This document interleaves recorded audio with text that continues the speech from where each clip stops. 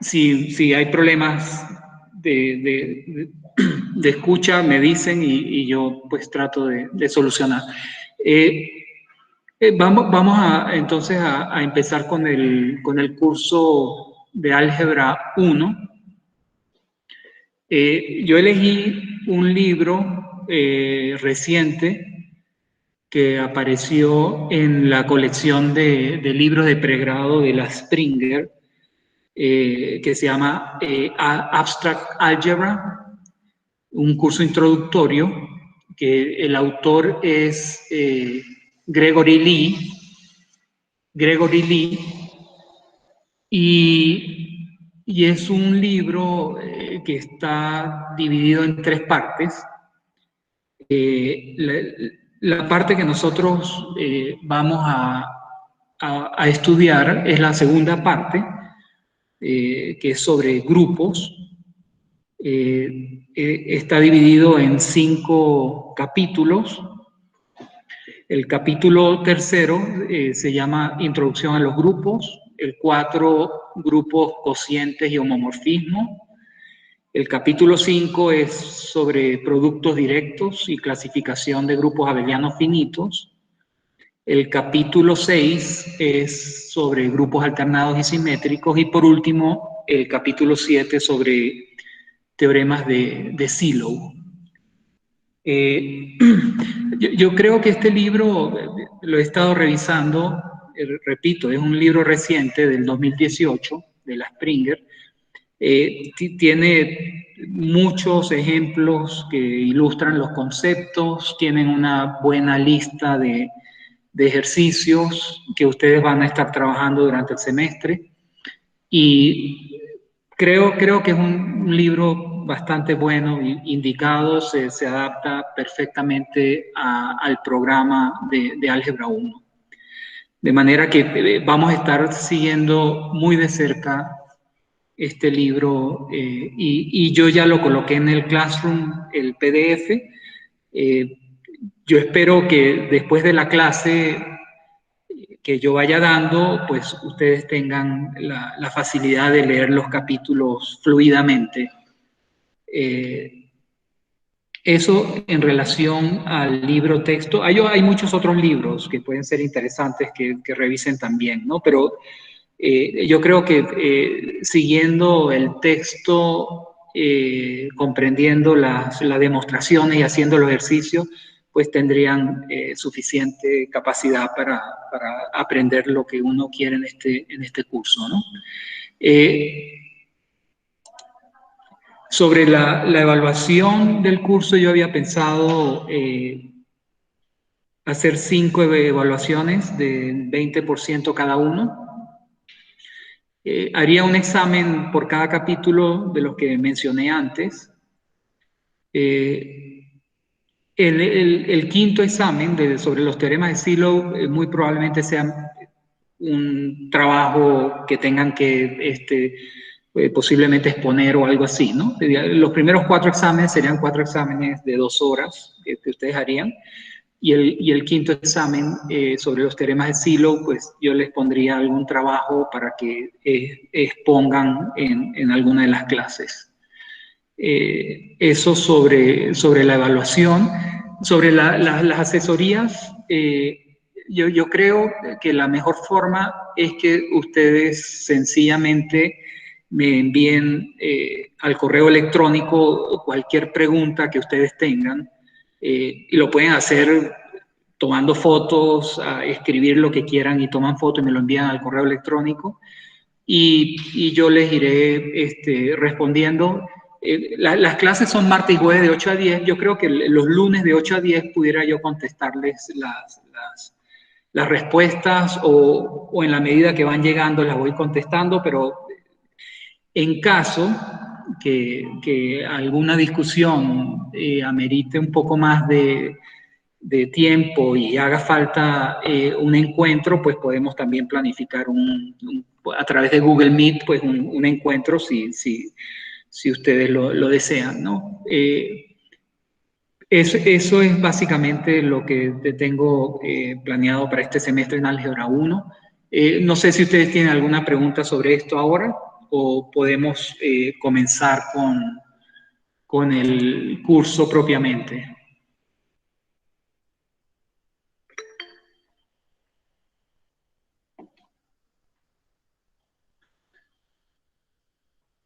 Entonces, seguimos con el curso, ¿de acuerdo?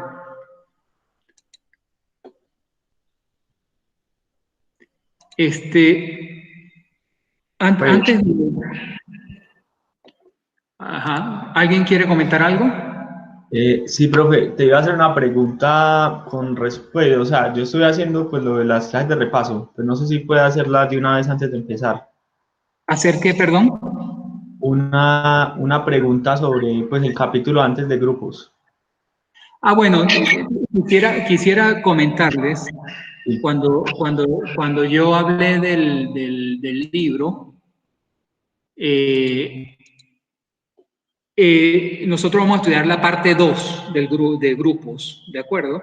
Ahora, el libro, también, la primera parte, yo creo que es bueno que la tengan presente, porque la primera parte del libro corresponde a los temas sobre relaciones, funciones, toda la parte de números enteros, divisibilidad, enteros, la congruencia módulo n, etcétera, que ustedes ya han visto en cursos anteriores. Entonces, yo creo que allí ustedes pueden estar revisando cualquier cosa que necesiten, ¿de acuerdo? Ahora, dime exactamente sobre qué quieres comentar. Vale, no, es que, pues, o sea, digamos, igual uno lo encuentra, pero digamos que entender como el concepto. Lo que ocurre es Mm, que, bueno, la cantidad de relaciones que pueden haber en un conjunto, pues, tiene que ver como con la potencia, ¿cierto? O sea, de un conjunto de tres es 2 a la 3 por 3, ¿cierto? Pero lo que yo no logro como ver es como yo cuántas sé de esas relaciones, cuántas son simétricas, antisimétricas o transitivas. O sea, de un conjunto, saber cuántas relaciones simétricas hay, cuántas transitivas y eso, pues, la verdad, pues no, pues uno puede ver la fórmula de internet, pero no logré como verlo. Pero pues no sé si sea el momento de discutirlo. Si lo bueno, considera, sí, si no, pues después. no, yo creo, de todas formas, como comenté antes, si tú quieres plantearme una pregunta bien concreta sobre relaciones, la puedes hacer, escríbemelo. Y yo te contesto y como te dije antes, si es necesario, pues podemos tener un Google Meet, ¿no? Sobre algún tema.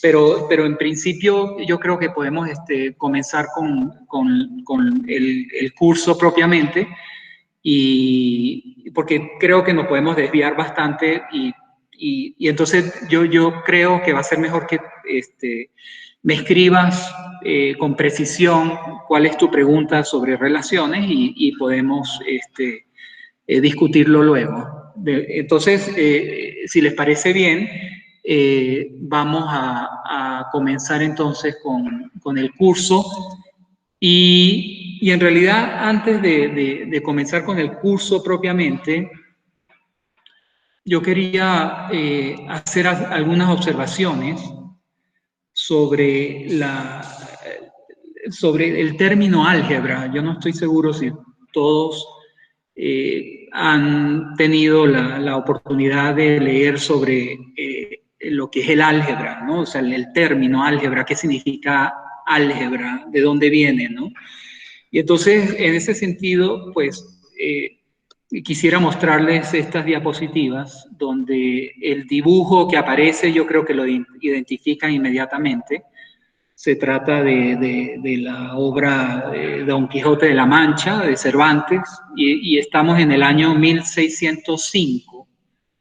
Eh, en el capítulo 15 del tomo 2 de Don Quijote de la Mancha, ustedes van a ver un fragmento que dice así: en esto fueron razonando los dos hasta que llegaron a un pueblo donde fue Ventura a hallar un algebrista con quien se curó el Sansón desgraciado.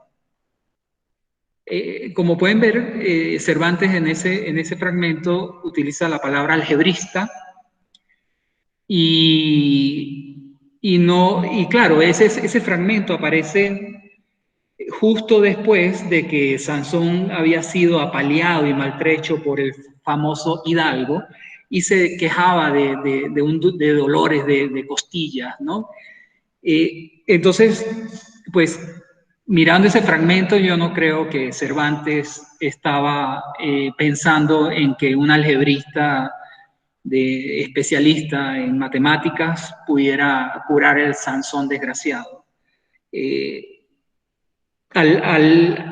Hay una nota a pie de página de los editores que nos aclara que álgebra es el arte de concertar los huesos desencajados y quebrados.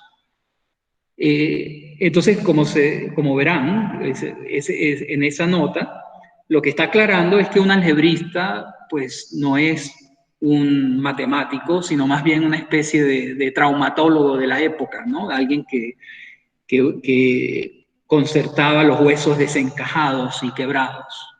Entonces, ¿a qué se refiere? ¿Qué conexión hay con el álgebra matemática y el álgebra de Cervantes? Es una pregunta natural y para eso tenemos que irnos mucho más atrás. Tendríamos que irnos al siglo IX con el matemático Al-Khwarizmi. Él era un representante miembro de la Casa de los Sabios de Bagdad y él fue el primero en escribir una obra sobre matemáticas donde desarrollaba sistemáticamente técnicas para resolver ecuaciones. De manera que en esa obra es donde aparece por primera vez el término de álgebra, que es la obra se llamaba Al-Jabra wal-Muqabala. Al-Jabra wal-Muqabala. Ese es el título de la obra y el título lo que representa es como las dos reglas permitidas para resolver ecuaciones, y me refiero a las ecuaciones que ustedes estudiaban cuando estaban en bachillerato, ecuaciones de primer grado, ecuaciones de segundo grado, ese tipo de ecuaciones, ¿no? Cómo se resolvían. Y entonces, en esa primera obra de Al-Khwarizmi, las dos reglas, y que es el nombre de la obra, es Al-Jabra, que significaba como completación o concertación. Claro, fíjense que es la misma concertación, pero no de los huesos, como Cervantes hablaba, sino esto era en referencia a las ecuaciones.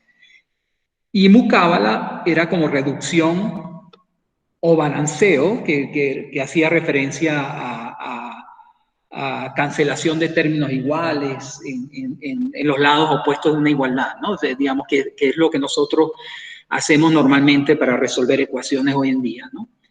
Así que con esto lo que quiero decir es que entonces el término álgebra viene de la obra de Al-Khwarizmi del siglo IX, del título Álgebra o Al-Muqabala, y repito, álgebra, no sé cómo se pronuncia, viene del árabe y significaba completación o concertación, y la manera como lo utilizaba Khwarizmi era en la solución de ecuaciones. Así que ahí aparece el término álgebra por primera vez, pero no es el siglo IX donde se inicia el estudio de la solución de ecuaciones. Ya vieron que la obra de Khwarizmi se refería a técnicas para resolver ecuaciones, pero eso viene de mucho antes. O sea, el estudio, digamos, de las soluciones de ecuaciones tiene una historia increíblemente larga. Y el origen lo podemos encontrar en unas tablillas de arcilla que aparecieron en Babilonia 1600 años antes de Cristo. Ahí ya aparecen métodos para resolver algunos tipos de ecuaciones. Y a partir de 1600 años antes de Cristo, pues vinieron muchas épocas, por ejemplo, la de los griegos, 200, 300 después de Cristo, la misma de Khwarizmi y los árabes del siglo IX, el Renacimiento de Italia, el Renacimiento de Italia con los, que es siglo XVI. En esa época pues ya aparecen soluciones para las ecuaciones de tercero y cuarto grado. Y luego podemos hablar del siglo XVII a XIX con el noruego Abel y el francés Évariste Galois, donde demostraron que a partir de grado 5, pues las ecuaciones no eran solubles a través de radicales. Todos estos son momentos importantes del álgebra a través de la historia. Estamos hablando de más de 2000 años, ¿no? De manera que lo que quiero concluir con esto es que cuando uno habla del álgebra, estamos hablando de un estudio pues, de más de 2000 años que ha estado presente siempre en el pensamiento humano. Y claro, ¿qué puede pensar uno cuando, o sea, si ustedes son capaces de traer cualquier problema en el terreno del álgebra, pues ustedes pueden estar seguros que van a tener pues, unas herramientas súper poderosas y profundas para resolver cualquier problema, ¿no? Entonces, la historia es muy larga y nosotros vamos a comenzar a hacer un estudio del álgebra. Por supuesto, esta es una visión muy moderna, ya el lenguaje, la terminología, todas estas cosas han cambiado mucho.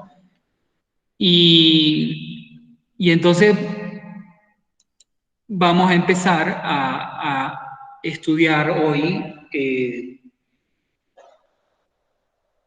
la teoría de grupos, y voy a entrar entonces ahora en la sesión 3.1, que se llama Un ejemplo importante.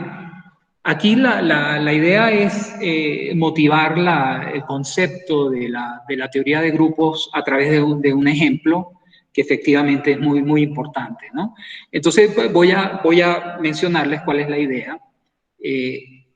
Yo voy a partir de un conjunto A que está formado por 3 elementos, 3 números, el 1, el 2 y el 3.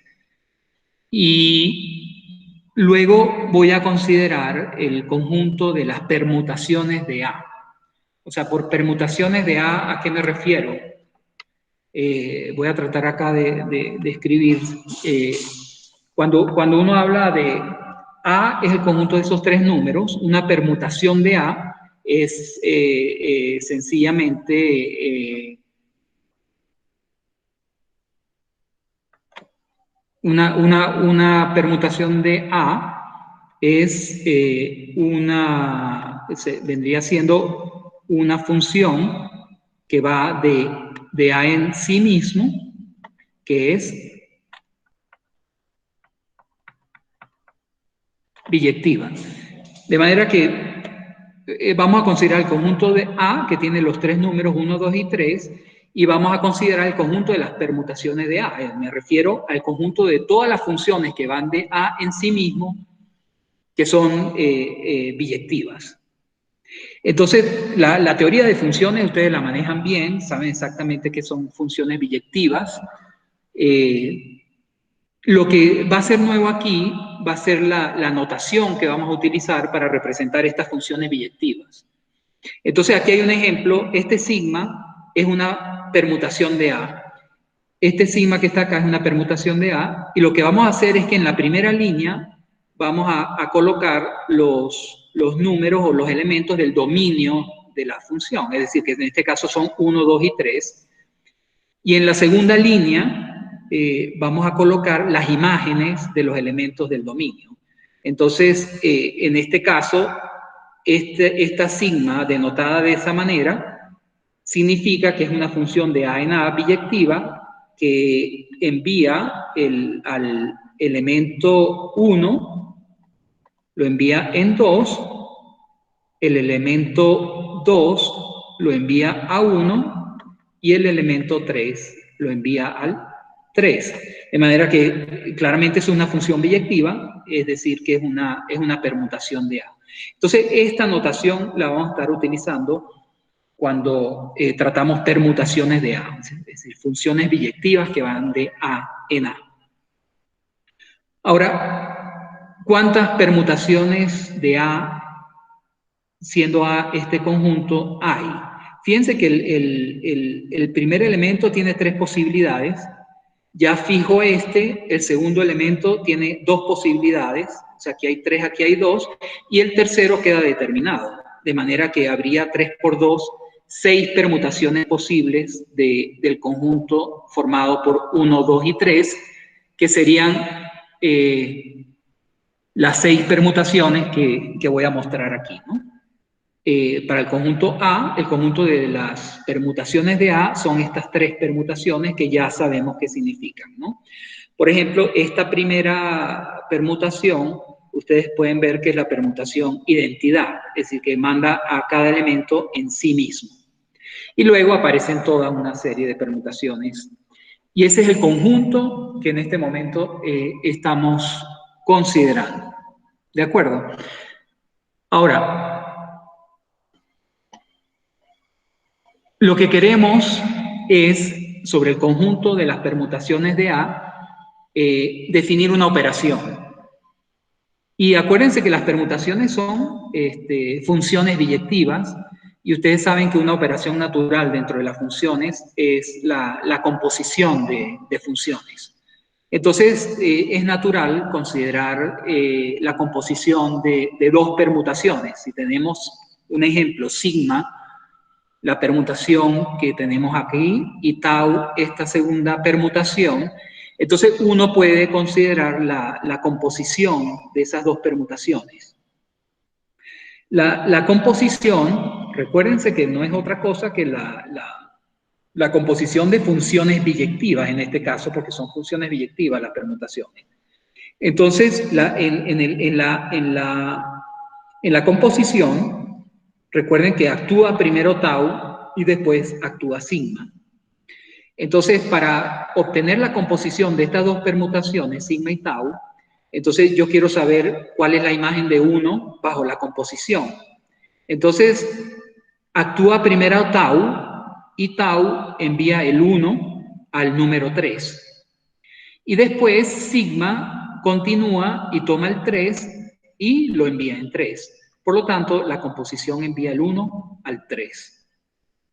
Luego, ¿dónde va el 2?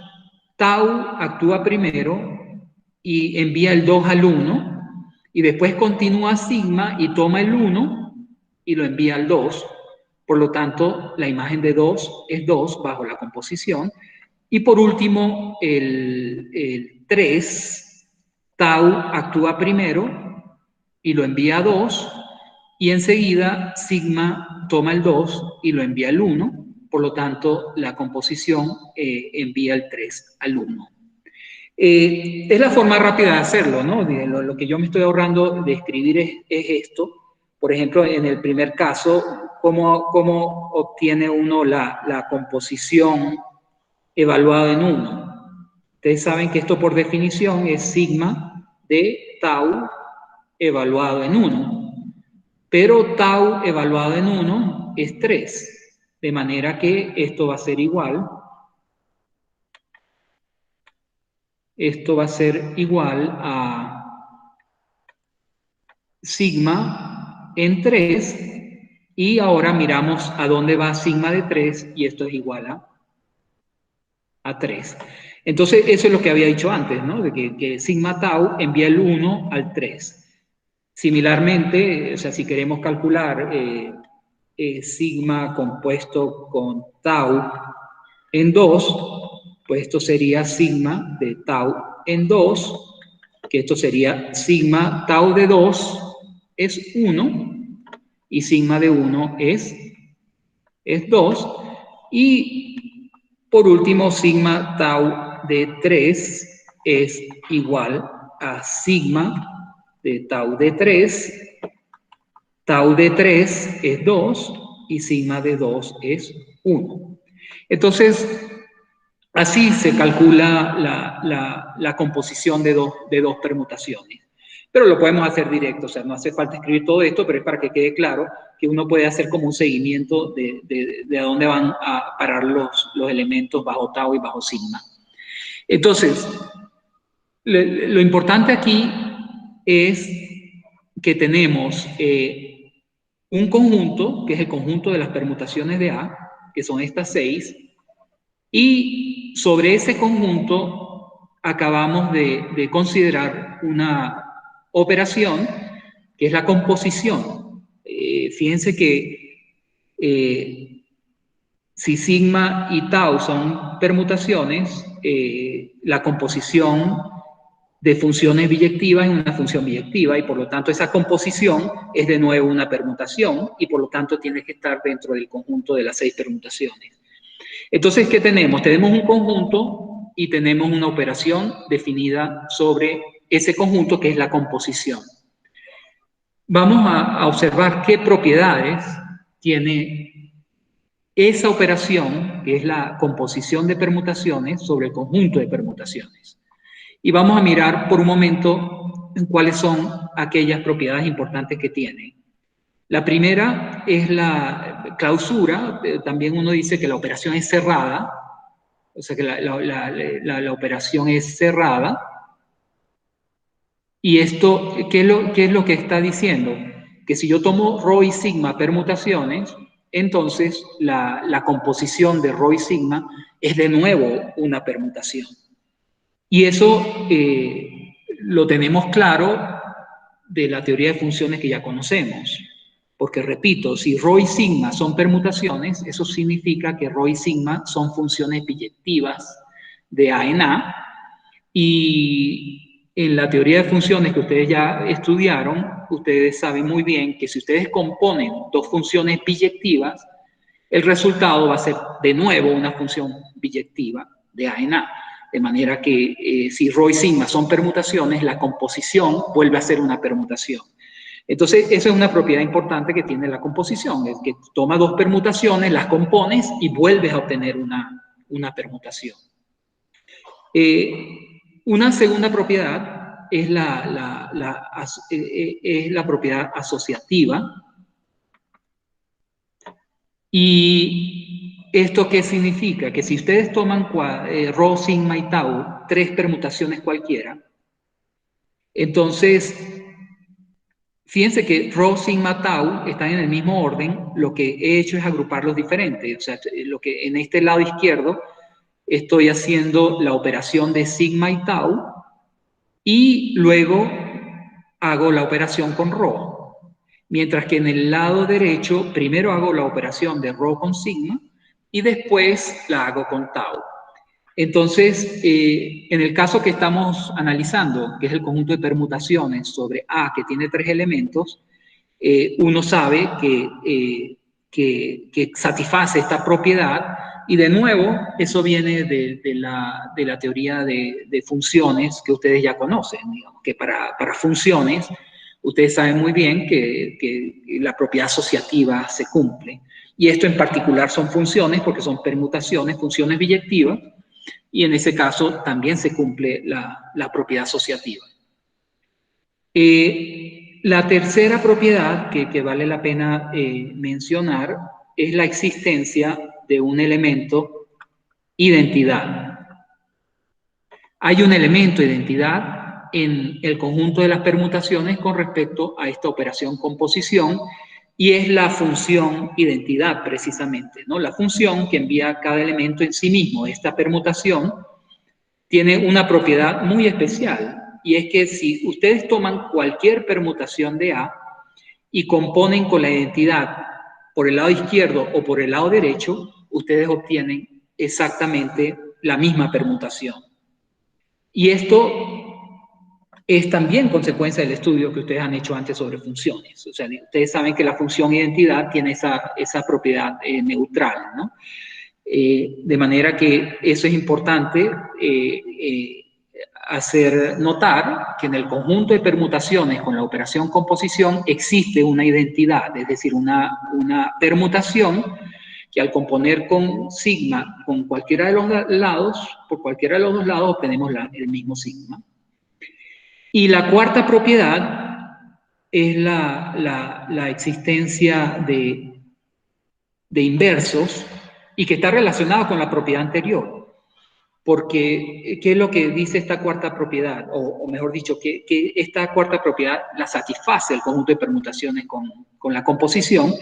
Y es que si yo me doy cualquier permutación sigma, siempre va a ser posible encontrar otra permutación tau, de tal manera que al componerlas en cualquiera de las dos formas, vamos a obtener el elemento de identidad del que hablaba en la propiedad anterior. Entonces, esto es posible, y esto es posible, volvemos otra vez al conocimiento de ustedes sobre funciones.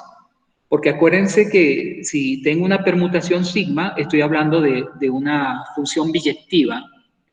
Y al ser una función biyectiva, nosotros ya hemos visto que admite entonces una función inversa, que también es una función biyectiva que tiene precisamente esta propiedad. De hecho, esa es la definición de función inversa que ustedes conocen en la teoría de funciones.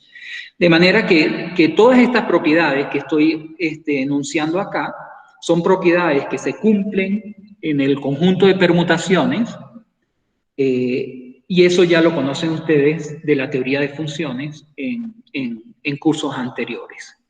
Entonces, estamos hablando de un conjunto junto con una operación que satisface la clausura, es asociativa, existen los elementos de identidad y existen elementos inversos. Y eso, de alguna manera, ustedes pueden también relacionarlo con otro tipo de conjuntos y operaciones que ustedes han estudiado antes, ¿no? O sea, solo por mencionar uno, tomemos justamente el conjunto de los números enteros, y sobre el conjunto de los números enteros, por ejemplo, consideramos la operación suma. Entonces, estamos de nuevo ante un conjunto y una operación. Fíjense qué tipo de propiedades satisface este conjunto de los números enteros con la operación suma. Vamos a traducir estas cuatro propiedades ahora a este conjunto que ustedes conocen también. Fíjense que la operación es cerrada. ¿En qué sentido? En que si yo tomo dos números enteros cualquiera y los sumo, o sea, si yo tomo A y B, cualquier número enteros, entonces ustedes saben que la suma también es un número entero. En ese sentido, este conjunto con esta operación es cerrada, o sea, tomo dos elementos cualquiera, los sumo y vuelve a ser un elemento del conjunto que estoy considerando. La suma sobre el conjunto de los números enteros también conocen ustedes muy bien que satisface la propiedad asociativa. En este caso, digamos que en qué se convierte cuando estamos hablando del conjunto Z y la operación más. Pues esto se escribiría más bien así, ¿verdad? A más B más C es igual a más B más C para cualquiera A, B y C perteneciente a Z. Existencia de elemento de identidad. Bueno, ya vimos que esta era la identidad para las permutaciones con respecto a la composición. Ahora, cuando consideramos los enteros con la suma, entonces nosotros también sabemos sobre la existencia de un elemento que tiene una propiedad similar a esta, pero con respecto a la suma, y es el número 0. El 0 tiene la propiedad que si ustedes toman cualquier número entero y lo suman, eso es exactamente lo mismo que hacerlo en el otro orden, y eso siempre va a dar el elemento A para cualquier A en Z. Y finalmente, también tenemos, en el caso de los enteros con la suma, la existencia de elementos inversos. Y eso sabemos muy bien que si yo me tomo cualquier, número entero, entonces existe otro número entero que al sumarlo me hace obtener la identidad. Y en este caso, ustedes saben bien que se trata del elemento menos A. Esto se cumple para todo A en Z. Entonces, se dan cuenta que estos dos conjuntos con operaciones pues satisfacen propiedades similares. Tanto las permutaciones con la composición como los enteros con la suma, pues son cerradas, asociativas, tienen elemento de identidad y tienen elementos inversos. Entonces, yo creo que esto motiva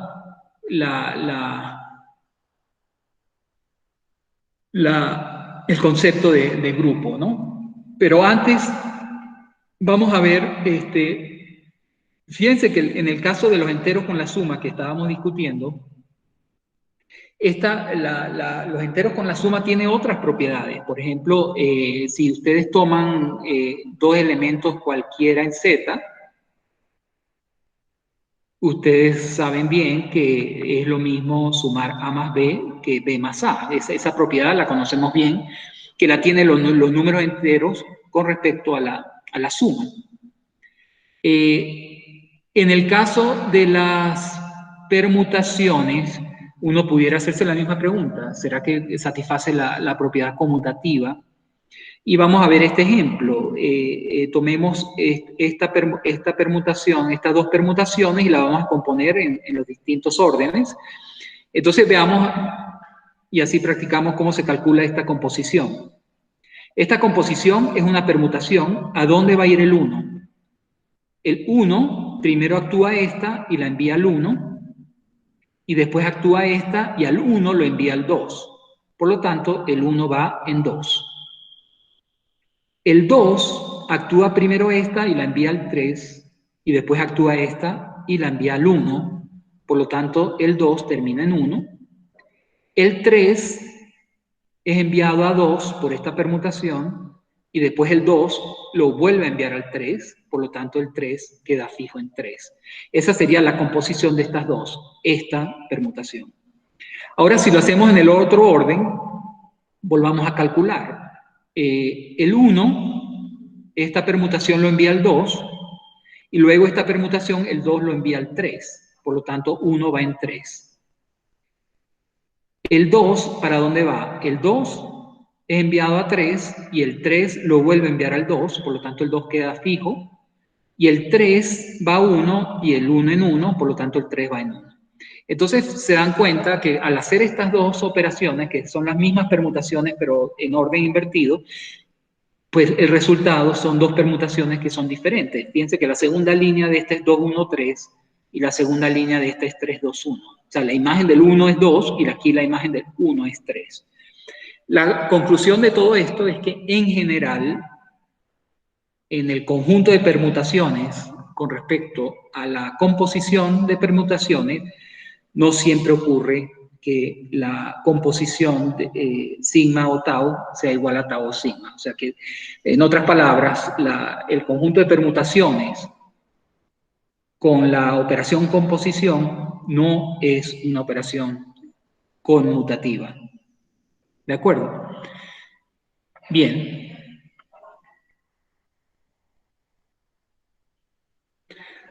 Claro, todo esto que hemos hecho hasta ahora, pues lo hicimos con el conjunto 1, 2, 3, pero se ha podido haber hecho con cualquier entero n digamos que entero mayor o igual que 1. Es decir, que en realidad absolutamente todo lo que yo comenté hasta ahora se puede considerar para el conjunto A formado por los números naturales del 1 hasta el n.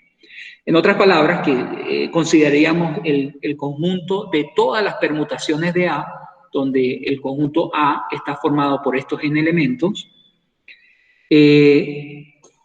Resulta que, claro, en este caso las permutaciones son funciones biyectivas que van de este conjunto en sí mismo, o sea, serían funciones biyectivas que van de acá a acá. Son funciones biyectivas que van de acá, entonces de la misma forma uno puede considerar la composición de permutaciones, y bajo la composición uno va a tener exactamente las mismas propiedades que ya mencioné en el caso A igual a 1, 2 y 3, es decir, que va a ser cerrada, va a ser asociativa, va a tener elemento de identidad y todos los elementos tienen inversos. Entonces, en general, ese conjunto de las permutaciones considerada bajo la composición se llama el grupo simétrico. En general, en español lo llamamos grupo simétrico de grado n. El grupo simétrico de grado n, y así es la notación, ¿no? S sub n. De manera que el conjunto que nosotros estuvimos analizando hace rato, que se trata de el conjunto S sub 3, o sea, el grupo simétrico de grado 3. Entonces, se puede considerar para cualquier n entero mayor o igual que 1, y estamos hablando del grupo simétrico de grado n, y claro, lo del término grupo, pues ya lo vamos a entender más adelante, porque se llama así, grupo simétrico de grado n. Entonces, todo lo que he dicho para S3 es válido para Sn en general. O sea, tenemos un conjunto de permutaciones y una operación, que es la composición, que satisface las 4 propiedades.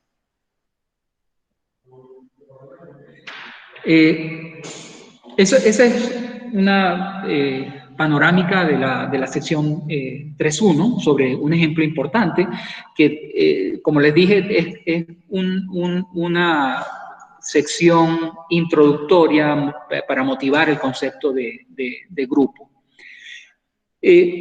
Claro, cada sección tiene una lista de ejercicios, ¿no? Entonces, la idea es que ustedes trabajen todos esos ejercicios y aquí en clase, pues yo voy a tratar de hacer algunos. Déjame borrar aquí un segundo. Entonces vamos a intentar, si ustedes quieren, pueden ir tratando de resolver este ejercicio, pero en todo caso es muy importante que después de leer la sección 3.1, pues intenten hacer todos los ejercicios que aparecen allí. Es una lista, no es muy larga. Entonces, vamos a ilustrar las ideas que he estado mostrándoles hoy. Y entonces vamos a considerar este ejercicio, el 3.2. Entonces vamos a trabajar con S sub 5. Entonces en S sub 5 estamos considerando las permutaciones del conjunto 1, 2, 3, 4, 5. Es decir, funciones biyectivas de ese conjunto en sí mismo. Entonces aquí pues aparecen 2 permutaciones de S5 y entonces nos están pidiendo un cálculo operacional, o sea, calcular quién es sigma, tau, sigma, sigma, tau, y calcular la inversa de la permutación sigma. Entonces, comencemos con la parte 1. Vamos a ver, en el ejercicio 1, tenemos que calcular quién es sigma, tau, sigma. Y lo que sí tenemos claro, y eso porque la operación es cerrada por la clausura, es que esta composición va a ser de nuevo una permutación del conjunto 1, 2, 3, 4, 5. Por lo tanto, voy a colocar acá en la primera línea los números 1, 2, 3, 4 y 5. Y lo que nos tocaría en este ejercicio es determinar las imágenes de esos elementos. Entonces, voy a hacerlo de la manera larga por última vez y ya a partir de ahora sí lo vamos a hacer rápido. O sea, ¿cómo calcula 1 sigma tau sigma evaluado en 1? Eso sería sigma de tau de sigma de 1. Eso sería sigma tau. Sigma de 1, ¿cuánto vale? Sigma de 1 es igual a 5. Y tau de 5 es 5 de nuevo. Entonces esto es sigma de 5. Y sigma de 5 es 4. Esa es por definición la composición de tres funciones, ¿no? Digamos que es este proceso. Y lo que hemos concluido es que entonces la composición, esta sigma tau sigma, envía el 1 al número 4, que es el que vamos a colocar aquí.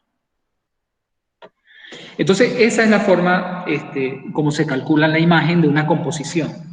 Ahora, pero vamos a hacerlo directo. Digamos, ¿a dónde va el 2? Entonces yo primero veo sigma, ¿a dónde envía el 2? Sigma envía el 2 al 3. Después actúa tau y el 3 lo toma y lo envía al 1. Y después sigma actúa sobre el 1 y lo envía al 5, de manera que la imagen del 2 bajo esa composición es 5.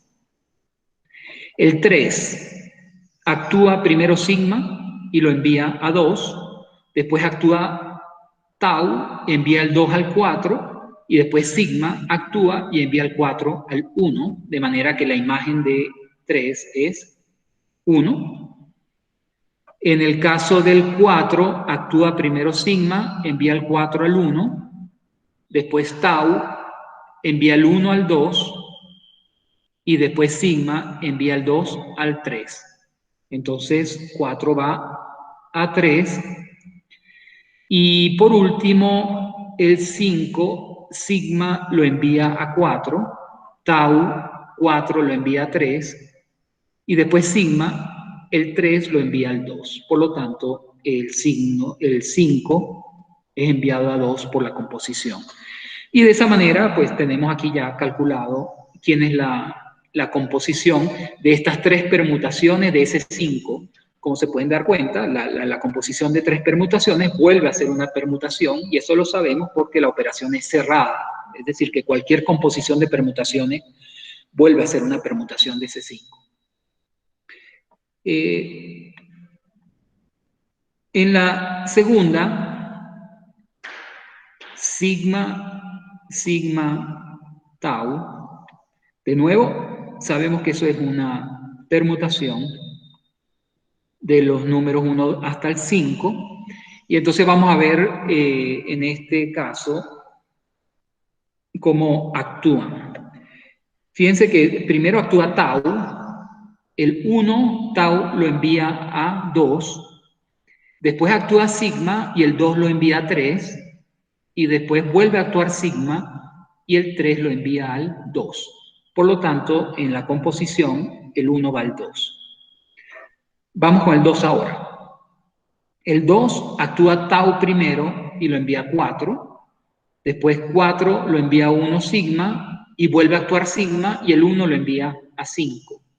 De manera que el 2 va al 5. El 3 actúa tau primero, lo envía al 1, después sigma, el 1 lo envía a 5 y vuelve a actuar sigma y el 5 lo envía a 4. Entonces la imagen del 3 es 4. El 4 bajo tau es 3 y actúa sigma, 3 lo envía a 2 y vuelve a actuar sigma, 2 lo envía a 3. Finalmente, actúa tau sobre 5, lo deja fijo en 5, después sigma actúa y lo envía a 4, y vuelve a actuar sigma y 4 lo envía a 1.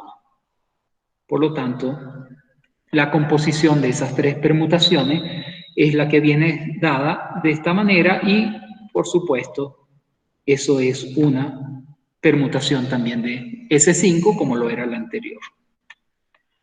Es cerrada. Finalmente, vamos a calcular la tercera parte del ejercicio y es calcular la inversa de sigma. La inversa de sigma es de nuevo una permutación, lo sabemos por las propiedades, ¿no? Y eso va a ser otra vez una permutación S5. ¿Pero cuál va a ser? Bueno, eso lo saben ustedes cómo calcularlo de la misma concepto de función biyectiva y su inversa. Porque si sigma envía el 1 al 5, entonces la inversa de sigma hace lo contrario. El 5 lo envía al 1.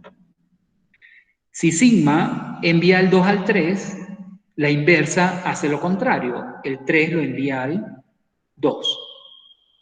Si sigma envía el 3 al 2, la función inversa hace lo contrario. El 2 lo envía al 3. Sigma envía el 4 al 1, entonces la inversa hace lo contrario. Y finalmente el 5 sigma lo envía a 4, por lo tanto la inversa hace lo contrario, el 4 lo envía al 5. De manera que esta sería la inversa de sigma. ¿De acuerdo? Usando la notación de funciones, digamos que uno estaría diciendo que sigma inversa, que es la inversa de la función, es esta que está acá, y qué propiedad tiene la inversa que acabamos de calcular. Pues sabemos que la propiedad que tiene es que si yo compongo sigma compuesta con ¿eso qué va a dar? Pues eso va a dar lo voy a poner aquí arriba,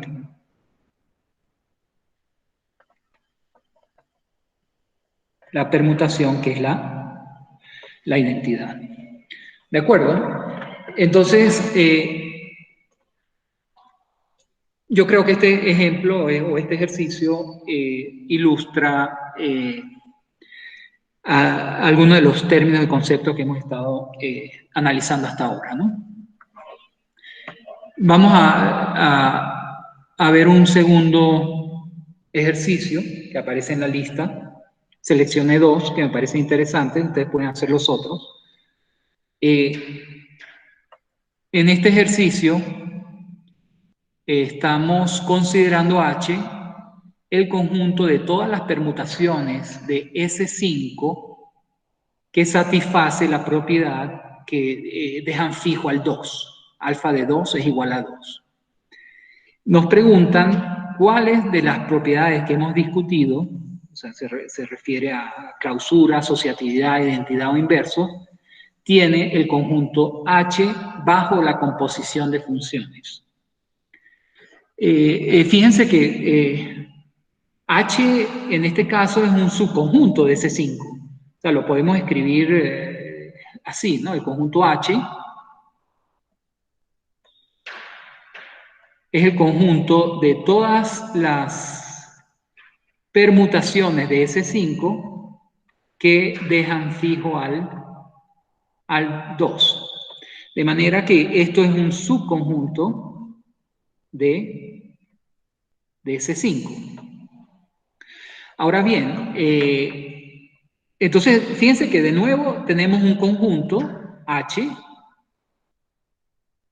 y podemos considerar la composición de funciones en H.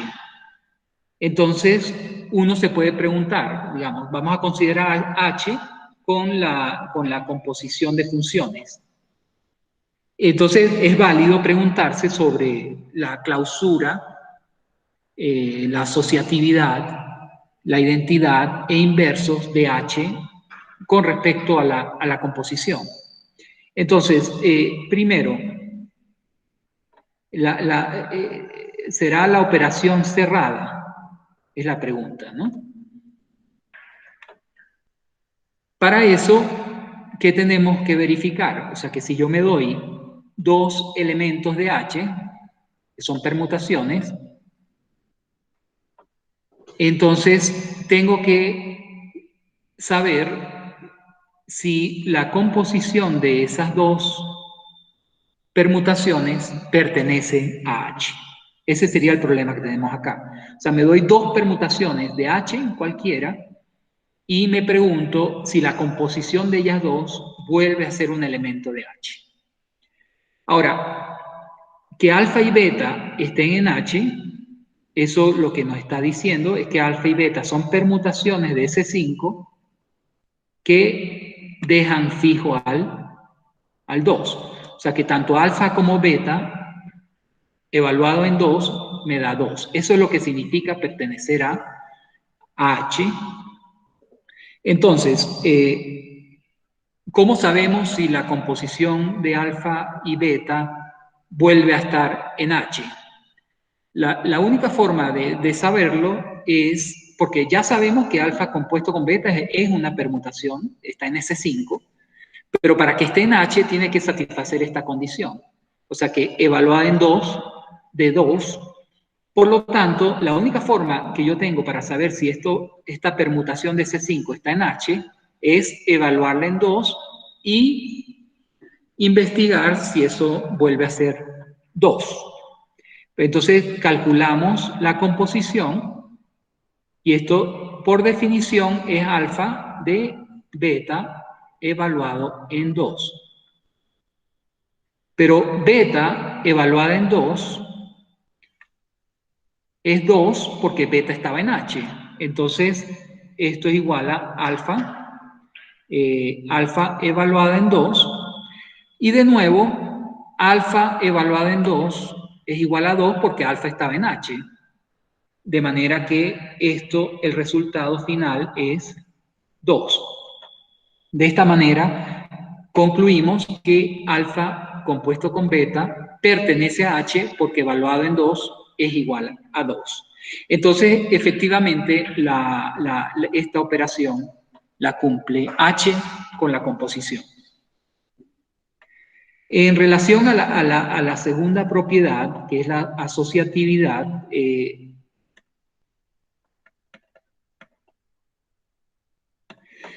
aquí no hay mucho que escribir porque acuérdense que H es un subconjunto de S5 y nosotros vimos que el conjunto o el grupo simétrico de grado 5 con la composición es asociativa. Entonces, si puedes asociar cualquier composición de 3 permutaciones en S5, pues en particular lo vas a poder hacer con las permutaciones de H, porque ellas son permutaciones de S5. Entonces, de alguna manera, pues H hereda la asociatividad de la composición de S5. Entonces, aquí no hay que... la cumple, obviamente. La tercera propiedad que tenemos que discutir es si el conjunto H, con respecto a la composición, tiene un elemento identidad. Es interesante, ¿no? Porque nosotros sabemos que S5 tiene una identidad. Pero la pregunta es si H tiene una identidad, que es un subconjunto de S5. Claro, y una forma de ver esto sería, pues, averiguar si la identidad que conocemos de S5 está en H. La identidad de S5 que habíamos visto es la permutación que envía a cada elemento en sí mismo. Esta es identidad en S5, o sea que nosotros sabemos que si componemos esta permutación con cualquier permutación de S5, pues obtenemos esa misma permutación. Ahora, la pregunta es si esto está en H. Y la única forma de averiguarlo sería ver si satisface la propiedad para estar en H, y es que envía al 2 en el 2. Y eso ocurre, obviamente, el 2, la identidad lo envía al 2, entonces eso lo que nos está diciendo es que la identidad de ese 5 está en H, y por lo tanto existe un elemento de identidad en H. O sea, está claro que este elemento, si ustedes lo componen con cualquier alfa de H, en cualquier orden va a dar el mismo alfa. Entonces, también hay identidad.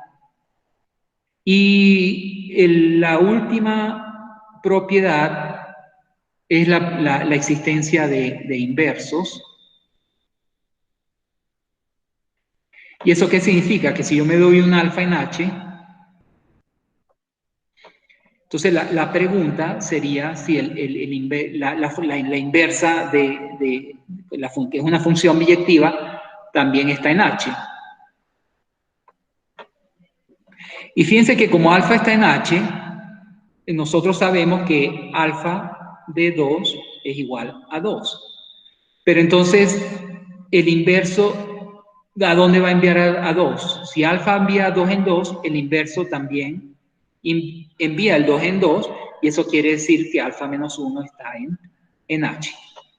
Entonces, en conclusión, cuando consideramos el conjunto de permutaciones que dejan fijo al 2, que es un subconjunto de C5, consideramos el conjunto H con la operación composición, entonces ese conjunto, junto con la operación composición, satisface las mismas 4 propiedades que hemos estado estudiando, es decir, es cerrada, es asociativa, existe el elemento de identidad y existen elementos inversos. ¿De acuerdo? Entonces, con esto pues cerraría la primera sección sobre un ejemplo importante. No sé si tienen alguna pregunta, pues pueden hacerla. En este caso, pues repito, esta es una sección que para motivar el concepto de grupo, que sería el próximo tema que nosotros vamos a estudiar.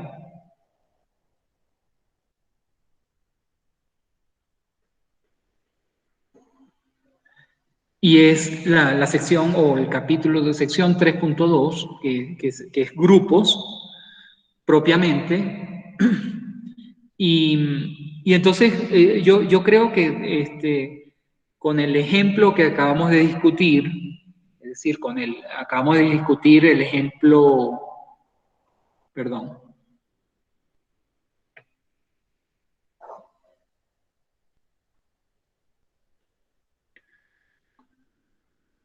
Acabamos de discutir el ejemplo S3, el conjunto de las permutaciones con la composición, y también está bien tener en mente, por ejemplo, el conjunto Z con la suma. Fíjense que es bueno tener en mente estos dos ejemplos. O sea, ¿qué hicimos aquí en este ejemplo que acabamos de ver? Definimos un conjunto, que es el conjunto de las permutaciones, y sobre ese conjunto de permutaciones definimos una operación que fue la composición. Lo mismo pasa con los enteros. Los enteros es un conjunto que está muy bien definido, lo conocen muy bien, y sobre los enteros definimos una operación que es la suma, y vimos que en ambas situaciones se ocurren propiedades similares, como es el de que si yo tomo dos elementos de acá y los compongo, pues vuelvo a tener un elemento de acá, y lo mismo aquí, tomo dos números enteros y los sumo, vuelvo a tener un número acá.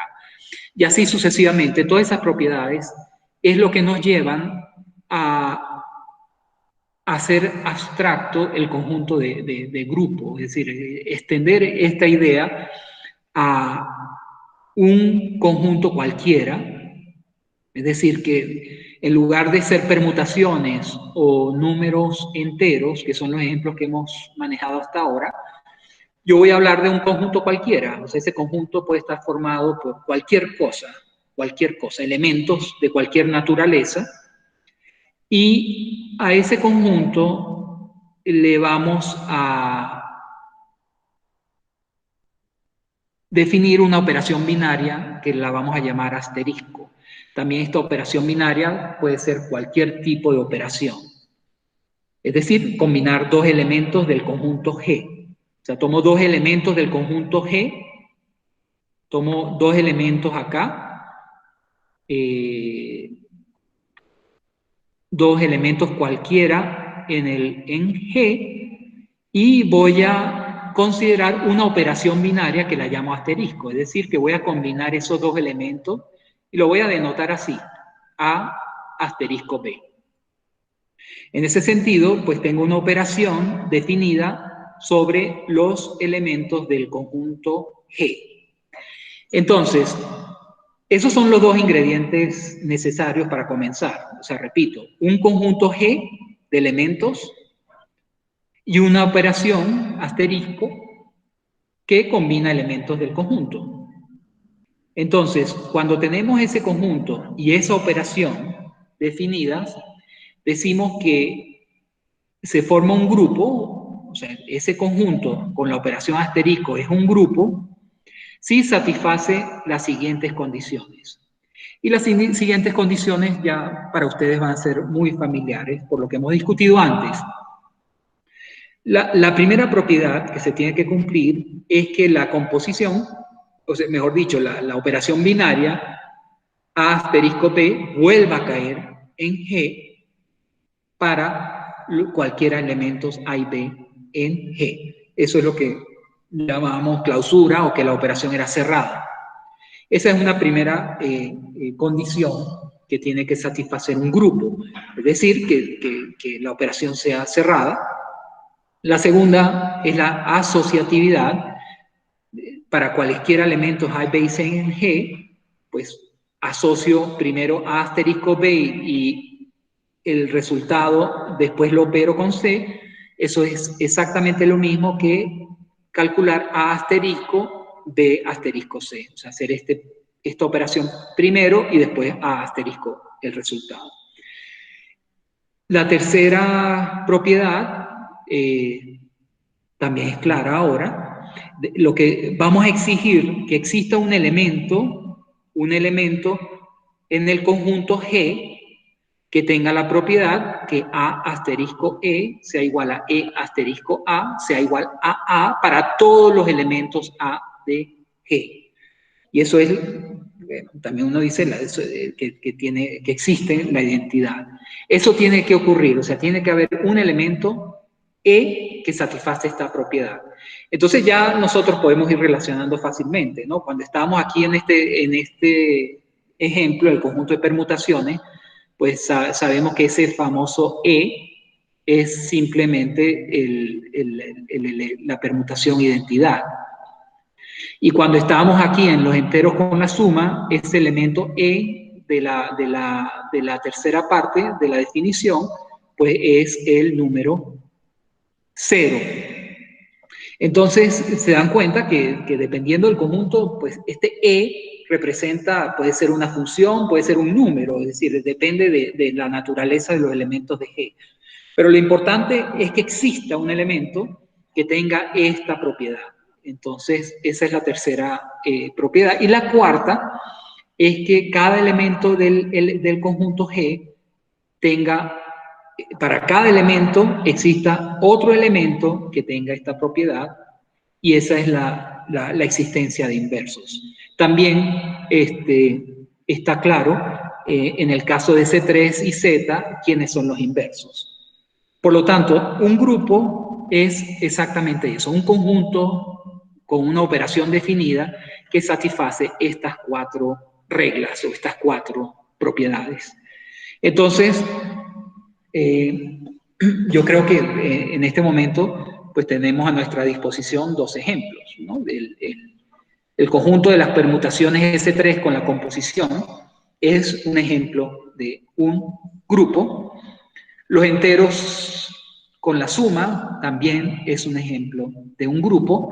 Y acuérdense que también nosotros vimos que no solo S3, sino en general, ¿no? El grupo simétrico de grado n con la composición satisface estas 4 propiedades. Y entonces ya tenemos ejemplos claros de un grupo.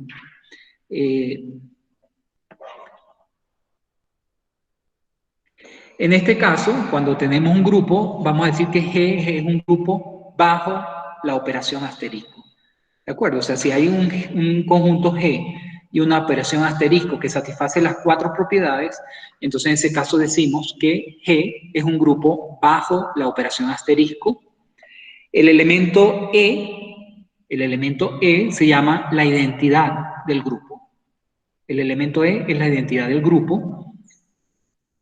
Si A está en G, esto se refiere a la propiedad 4, sabemos que existe un B, tal que A asterisco B igual a B asterisco A es la identidad. Entonces, este elemento B se va a llamar el inverso de A. Estamos haciendo algunas notaciones y terminología que vamos a utilizar a lo largo del curso, ¿no? Entonces, el elemento B que existe se llama el inverso de A, y lo vamos a denotar como B igual a A inverso. Estos son algunas notaciones que vamos a utilizar. Y vamos entonces a mirar otra definición, y es la 3.2. Un grupo se dice que es abeliano. Esto es en honor al matemático noruego Abel, que lo mencioné en una de estas diapositivas. Un grupo se dice que es abeliano si satisface la propiedad A asterisco B igual a B asterisco A para todos los elementos A y B en G. Yo creo que ya a estas alturas pues podemos claramente hablar de ejemplos de un grupo abeliano, como lo es Z con respecto a la suma. Nosotros ya vimos que esto es un grupo abeliano. Mientras que con lo que hemos discutido hoy, S3 con la composición es un grupo, pero no es abeliano. Así, en conclusión, yo creo que voy a parar por hoy. ¿Qué es lo importante que hemos hecho hoy? Bueno, en una primera parte estuve hablando un poco del término álgebra, de dónde viene, ¿no? De dónde surge. Ya que vamos a estudiar el álgebra, pues no está mal conocer un poco el origen del término, ¿no? Y luego entramos inmediatamente a estudiar el tema de todo el semestre, que es la teoría de grupos. Y en lugar de entrar a definir lo que es un grupo, que ustedes se pueden dar cuenta que hoy en día ya es un concepto bastante abstracto, ¿no? O sea, cuando uno habla de un grupo, está hablando de un conjunto junto con una operación que satisface estas 4 operaciones. Pero entonces, con la idea de ilustrar mejor y motivar mejor el concepto, lo que hicimos fue en una primera sección, en la sección 3.1, considerar el ejemplo de las permutaciones de un conjunto de 3 elementos, y estuvimos observando qué propiedades tiene las permutaciones con respecto a la composición, y lo comparamos con los enteros, con la suma, que ustedes también lo manejan muy bien. Y con estos 2 ejemplos motivamos el concepto general de grupos, que fue lo que terminé definiendo en este momento, que es el inicio de la sección 3.2. Entonces, es mucho más natural esta definición ahora, después de haber analizado estos 2 ejemplos anteriores. Y también, pues, vimos el concepto de de grupo abeliano. Entonces, a partir de ahora, lo que vamos a hacer en la próxima clase es dar una fuente amplia de ejemplos de grupos. O sea, digamos que la próxima clase yo creo que se va a ir completa estudiando muchos ejemplos de grupos, y a eso me refiero que el conjunto puede ser muy variado y las operaciones también. O sea, el conjunto, hoy vimos que eran permutaciones y números enteros. En la próxima clase vamos a ver que ese conjunto puede ser matrices, ese conjunto puede ser funciones, o sea, es de lo más variado, y por eso es importante el concepto de grupo, porque recoge en una sola definición pues una cantidad de ejemplos, y de esa manera pues uno pasa al grupo abstracto, ¿no? Entonces, en la próxima clase vamos a ver muchos ejemplos, y yo creo que va a quedar muy claro entonces qué es lo que significa un grupo. Entonces, terminamos por hoy. No sé si tienen alguna pregunta. Profe, aparte de matrices, de pronto eso también se cumple con transformaciones lineales, ¿no? Sí, claro, claro. Sí, de hecho, hay como una correspondencia entre transformaciones lineales y matrices, ¿no? Entonces, y también les mencioné, las transformaciones lineales son funciones, ¿no? Entonces, uno puede perfectamente considerar ejemplos de grupos donde sus elementos son transformaciones lineales, y la operación que tú consideres sobre las transformaciones lineales, ¿no?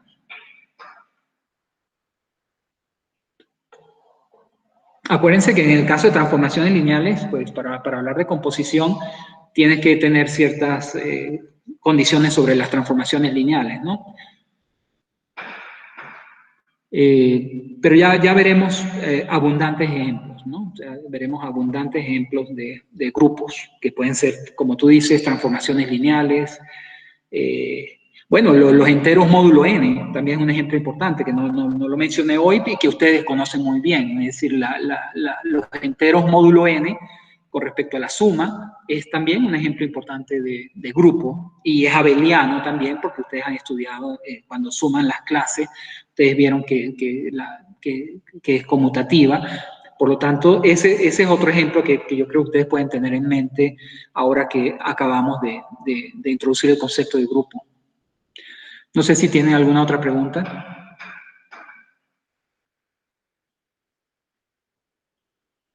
Profe, aparte del concepto de grupo y los ejemplos, ¿qué más vamos a ver la próxima clase? Solo eso. Yo creo que va a ser mayormente estudiar ejemplos. En la próxima clase, de todas formas, si ustedes tienen oportunidad de leer la sección 3.2 antes de la clase, lo pueden hacer, pero yo creo que después de ustedes escuchar esta clase, yo esperaría, o sea, es lo que yo esperaría, que ustedes pudieran leer fluidamente la sección, ¿no? Entonces, yo creo que con lo que acabamos de mirar hoy, ustedes pueden entrar a la sección 3.1 del ejemplo importante y leerla con detalle, ¿no? Leerla con detalle, hacer los ejercicios. Y en la próxima clase, que es lo que tú me estás preguntando, o sea, yo pienso que se va a ir prácticamente toda la clase en discutir ejemplos variados e importantes, porque esto da para mucho. Ustedes no tienen idea de las cantidades de ejemplos importantes con conjuntos de naturalezas muy diferentes. Entonces, yo creo que la próxima clase va a ser eso, de estudiar muchos ejemplos. Y claro, ya una vez que ustedes manejen ejemplos y comprendan por qué la necesidad de abstraer esa definición a grupos tan abstractos, ¿no? Porque repito, la definición tal como la mostré hoy es una definición muy abstracta, ¿no? Cuando tú hablas de un conjunto G, un asterisco que satisface esas 4 propiedades. Pero en la próxima clase, cuando ya veamos tantos ejemplos en matrices, en transformaciones lineales, en funciones, en enteros módulo n, etcétera, etcétera, etcétera, entonces ustedes se van a dar cuenta y bueno, lo van a concluir ustedes mismos, que la necesidad de crear un concepto abstracto como es el de la teoría de grupos. ¿Alguna otra pregunta?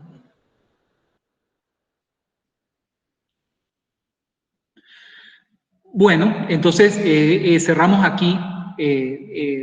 Ya saben, cualquier pregunta me la pueden hacer llegar por correo electrónico. Ustedes conocen mi correo electrónico y a más tardar el lunes entre 8 y 10 yo le contesto, pero si es posible le contesto antes. Pero por ahí podemos estar en contacto y si es necesario hacer una reunión por Google Meet también la hacemos, ¿no? Pero en principio, si yo puedo aclararles a través del correo electrónico, pero lo hacemos por ahí, ¿de acuerdo? Aquí hay algunas en el chat. Sí, yo creo que yo puedo subir las diapositivas de Jamboard. Yo lo subo al Classroom, ¿no? Espero que todos me hayan aceptado la invitación al Classroom. Entonces yo puedo por ahí subir las diapositivas y la clase de hoy. ¿De acuerdo?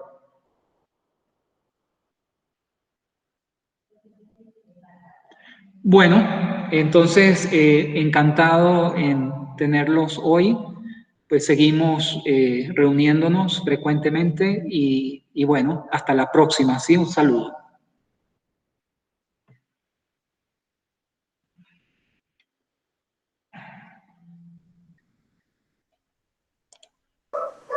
Profe, Hasta luego, profe, gracias. Hasta luego.